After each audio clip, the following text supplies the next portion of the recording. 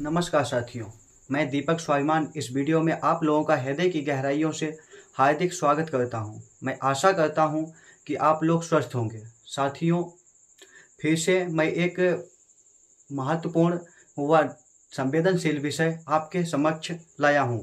तो वीडियो लगने वाला है आपको मस्त, क्योंकि टॉपिक है ज़बरदस्त। तो आप लोगों का अधिक समय नष्ट न करते हुए चलिए टॉपिक शुरू करते हैं। टॉपिक शुरू करने से पहले आप लोगों से हाथ जोड़कर निवेदन है कि यदि आप लोगों को सामाजिक व संवेदनशील विषयों पर वीडियोज देखना अच्छा लगता है तो प्लीज़ आप इस यूट्यूब चैनल को सब्सक्राइब कीजिए। और यदि आप लोग ये वीडियो फेसबुक पेज व इंस्टाग्राम पेज पर देख रहे हैं तो कृपया इसे फॉलो कर लें, जिससे कि भविष्य में आने वाली वीडियो की नोटिफिकेशन आपको मिल सके। तो चलिए टॉपिक शुरू करते हैं। साथियों, हमारा आज का टॉपिक अर्थात विषय मातृभाषा है। मातृभाषा किसे कहते हैं, मातृभाषा की परिभाषा क्या है और मातृभाषा का हमारे जीवन में क्या महत्व है, इन सभी प्रश्नों के उत्तर आपको इस वीडियो में मिलेंगे।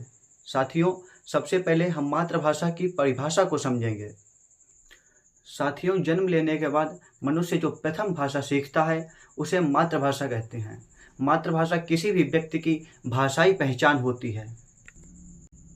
साथियों, वैसे मैं जानता हूं कि प्रत्येक समाज 21 फरवरी को मातृभाषा विषय पर विस्तृत चर्चा करता है, क्योंकि उस दिन अंतर्राष्ट्रीय मातृभाषा दिवस मनाया जाता है। लेकिन साथियों, मैं आप लोगों से पूछना चाहता हूं कि जिस मातृभाषा ने हमें फर्श से अर्श तक पहुंचाया है, जिस मातृभाषा ने हमें जीवन जीने की कला सिखाई है, जिस मातृभाषा ने हमें रास्ते की धूल से मस्तिष्क का तिलक बना दिया, जिस मातृभाषा ने हमारे प्रत्येक पल को आनंदमय कर दिया है, साथियों, उस कृपा निधि मातृभाषा को हम लोग वर्ष का मात्र एक दिन देकर क्या उसके साथ न्याय कर रहे हैं? साथियों, जिसने हमको इतना सब कुछ दिया उसका तो हमें प्रतिक्षण आभारी होना चाहिए। साथियों, वैसे तो अनेक कवियों व लेखकों ने अपनी रचनाओं में मातृभाषा के महत्व को वर्णित किया है। उन्हीं में से कुछ महान विभूतियों की चंद पंक्तियां मैं आपके सामने प्रस्तुत करना चाहता हूं। साथियों, सबसे पहले अर्थात सर्वप्रथम मैं 19वीं शताब्दी के महान साहित्यकार भारतेंदु हरिश्चंद्र जी की प्रसिद्ध कविता निज भाषा की कुछ पंक्तियां आपके सामने प्रस्तुत करता हूं कि निज भाषा उन्नति आहे, सब उन्नति को मूल, बिन निज भाषा ज्ञान के मिटय न हिय को सूल। यानी निज अर्थात अपनी भाषा से ही उन्नति संभव है, क्योंकि यही सारी उन्नतियों का आधार है। मातृभाषा के ज्ञान के बिना हृदय की पीड़ा का निवारण संभव नहीं है। साथियों, हमारी दूसरी कवित्री डॉक्टर नसीमा निशा जी ने मातृभाषा की प्रशंसा कुछ इन शब्दों में की है कि हिंदी हमारी मातृभाषा, इस पे हमें अभिमान है, अपनेपन की मिश्री जैसी प्यारी ये जुबान है, सारी भाषाओं में देखो कितनी ये आसान है, हिंदी ही बने राष्ट्रभाषा, बस यही अरमान है।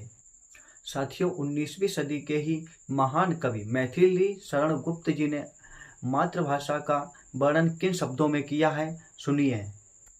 है भव्य भारत ही हमारी मातृभूमि हरी भरी, हिंदी हमारी मातृभाषा और लिपि है नागरी। साथियों, अब मैं आपके सामने ऐसे तथ्य प्रस्तुत करना चाहता हूं जो कि आपको आश्चर्यचकित कर देंगे। साथियों, हमारे यहाँ एक नहीं ऐसी अनेक महान विभूतियों ने जन्म लिया जो कि कई भाषाओं के ज्ञाता थे, जिनमें आचार्य चाणक्य, स्वामी विवेकानंद, आदरणीय अब्दुल कलाम आज़ाद सर, आदरणीय अटल बिहारी वाजपेयी जी एवं आदरणीय बाबा साहेब डॉक्टर भीमराव अंबेडकर के नाम प्रमुखता से उल्लेखनीय हैं। परंतु साथियों, यह हमारे देश की विडंबना ही है कि सैकड़ों हस्तियों के कठोर परिश्रम के करने के बाद भी हम अनेक क्षेत्रों में पिछड़े हुए हैं। साथियों, यदि हम मातृभाषा के विषय पर ही चर्चा करें तो लाखों भारतीय ऐसे हैं जिन्हें स्पष्ट रूप से अपनी मातृभाषा का ज्ञान भी नहीं है।